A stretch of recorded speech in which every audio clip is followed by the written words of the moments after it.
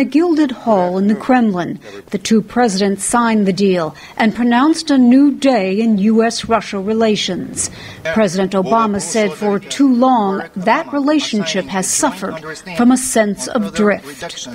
We resolved to reset U.S.-Russian relations so that we can cooperate more effectively in areas of common interest. Ironically, they started with the issue that dominated Cold War negotiations, nuclear arms control. We have signed a joint understanding for a follow-on treaty to the START agreement that will reduce our nuclear warheads and delivery systems by up to a third from our current treaty limitations.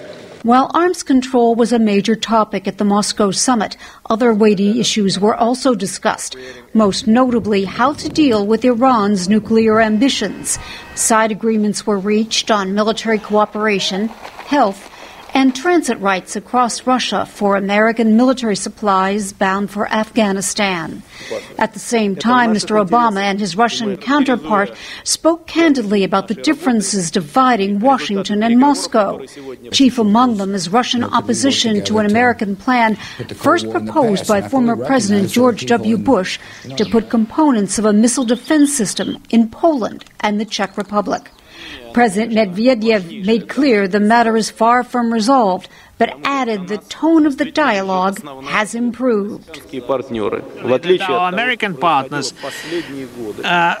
unlike what was happening in recent years, have taken a pause and now are studying this situation. As a result of this, they will formulate their final position, as at least this is also a step forward in reaching possible compromise on this fairly difficult subject.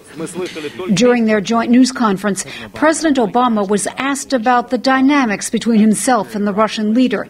A reporter posed a simple question. Do you trust him? Yes, I trust President Medvedev to not only listen and to negotiate constructively, but also to follow through. Before leaving Washington, Mr. Obama told an interviewer that he thinks Mr. Medvedev is more forward-looking than Russian Prime Minister and former President Vladimir Putin. He meets with the Prime Minister on Tuesday. Paula Wolfson, VOA News, with the President in Moscow.